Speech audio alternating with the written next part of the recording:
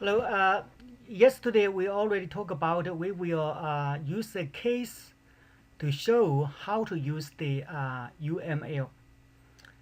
The case study is about the hospital information system.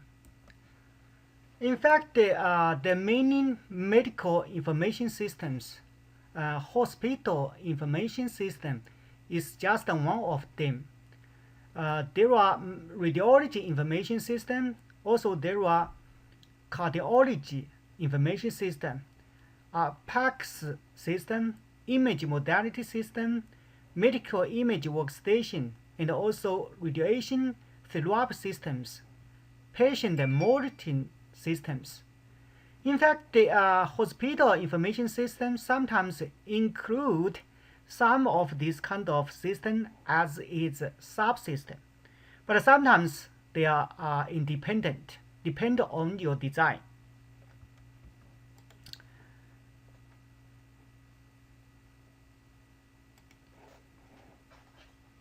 For a hospital information system, in modern time, generally it's a network system.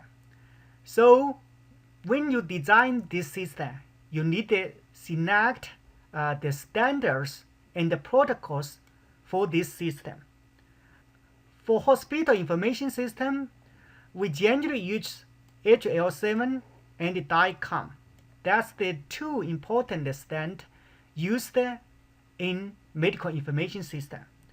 For the people who take my integration class and also other medical informatics class, I think you already know the HL7 and the DICOM standards.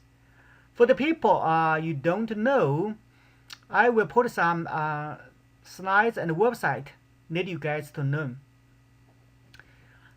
Besides the HL7 and DICOM standards, because this is also a web server system, so we need to also select the HTTP protocol. In fact, there are two types HTTP protocol. One is called HTTP, another is called HTTPS. HTTPS means HTTP plus security. That means you transfer the message from one machine to another machine. The message is encrypted. That means other people cannot find the real information inside it. When you design the health information system, generally you need to follow the HIPAA requirement. HIPAA, the full name is called Health Insurance Portability and Accountability Act. It is United States legislation that provides data privacy and security provision for safeguarding medical information. So that's when you select the standards and the protocol to develop system. You need to satisfy the HIPAA requirements. The HL7 and DICOM and HTTPS protocols, it do satisfy the HIPAA requirements. This just shows the structure of the hospital information system. If you guys see here, we have hospital information system. It's a server side.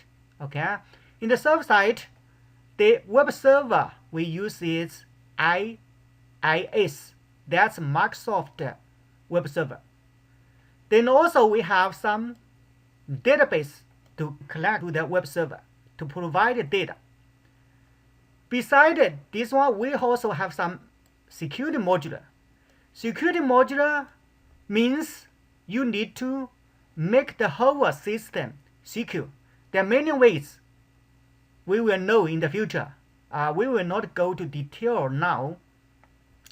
Besides the server side, also we have a client side. The client side generally is the machine used by the doctor and the nurse or even the patients. So the server side, they provide some application tools and some services, such as data services. So there is a communication between the client side and the server side. So the transmission of the message will use HTTPS. Currently, we don't use HTTP because HTTP is not secure. For medical information system, the security is important, so we adopt HTTPS, which means HTTP plus security. For the small hospital, you just need the upper side. You have a server, web server, and a database. That's enough. But sometimes for big hospital and also for many units of hospital, we generally add another component called data center server. Data center server generally is a large thing. It's much complex than a single server. So in the data center, generally there are many servers connected together. We can call it network servers. Also, there are many smart tools there. You can process the data or something. So for your hospital, perhaps you have a web server. Then you connect to that data center server. Possibly a data center provides service to many hospitals, not just one hospitals. Okay? So the data center also provides some data service to some client, not just to the doctors or nurse. Okay? For example, for some medical information analysis company, they also can provide some service. So between the single server, your hospital server, and the data center server, there is some communication. There is a communication between these two units. Then we use the standard called HL7 to transfer the message. In fact, you will find HL7 is a message transformation standards. They can make two units to understand each other. We already talked about the data center, okay? In the web server, the bunch of stuff there, there is a web tools there. There are two types of web tools. One is called the web application, another called administration tool application. The web application is a web client application that allows access to the data stored in the data center. For example, a doctor wants to get the patient's history. He can use the web application to get this kind of patient history information. But also there is another application called administration tool application. This is a special application used for remote administration of the hospital information system server and allows for quick and in-time support in case of malfunctions. This is more used by the administrator in your hospital. For example, your IT administrator. If some nurse and doctor report there is an access issue, then this kind of administrator will check the issue through the administration tool application. This figure just shows the information sharing between systems with HL7. Just now we talked about here is one unit. We can call it one subsystem. The data center is another subsystem. So these two subsystems need to communicate, need to exchange the message. We use HL7. In fact, sometimes the two units perhaps not in local together. One is farther from another. Then we need to communicate through the network to exchange the message. For example, hospital management system need to send some HL7 message to neighbor information system. The neighbor system need to reply.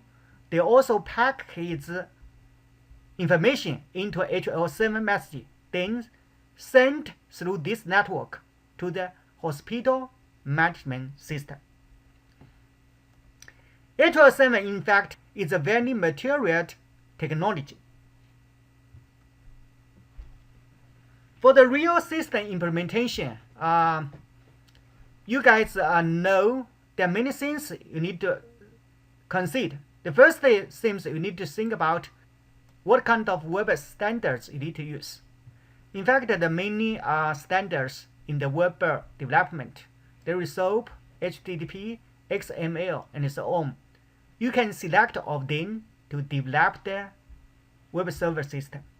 The second is we have a database here. If you guys see this one, there are many database management system.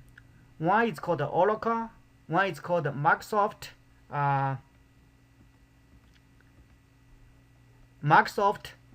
SQL Server.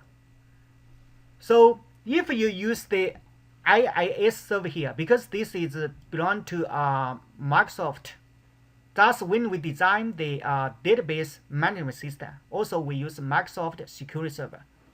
There are many practical considerations when you develop this system. First, when your hospital develops some hospital information system, sometimes you need enough expertise. If your hospital does not have enough expertise, you can hire some company to develop this system for you. Okay, that's the easiest way. Even the third party develop this system for you. You still need to involve in the development of this system, because before the third part develop this kind of system, they need to collect the requirements and do the analysis of your requirements. So in this stage, your hospital need to involve deeply. You need to help the contract to understand your business needs. Also, you need to make sure the requirements are correctly collected and analyzed. Another thing is, in the future, after the developer company deploy the system, your hospital will be heavily involved with testing and daily maintenance. Just now, we just explains the basic idea of this kind of system. So, in order to understand this whole system, generally, you need to design some use cases. So there are several things you can do. You can just use the language to describe this kind of stuff. Also, you can use a use case diagram to describe your requirements. For example, here, we just show the web service on the server. So, for the hospital information system server, okay, we can treat it as an actor. This actor will provide different web services. We call this kind of use cases. Okay, the server can provide surgery service, patient demographic service, document management service, and examination service, and scheduling service. So this is just a use case diagram. Okay. However, for this use case diagram, you still can use language to describe this kind of services. For example, we can use the language describe patient demographic services. It contains the web service method that are related to the demographic and admission, transfer, discharge information of patients. That's language description. Also, for the document management service, it provides the means to upload and download any documents. For the surgery service, it defines the method necessary for surgery, intervention, and so on. Also, for examining service, it provides the method related to the patient's examination during a visit.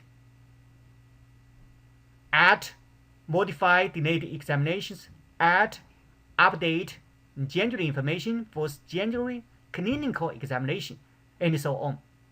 Schedule service contains method for scheduling patients' hospitalizations and interventions. So you guys see here, the use case diagram can clearly show what the use case when you design your system. At the same time, you also can use language describe them. That's from the server side.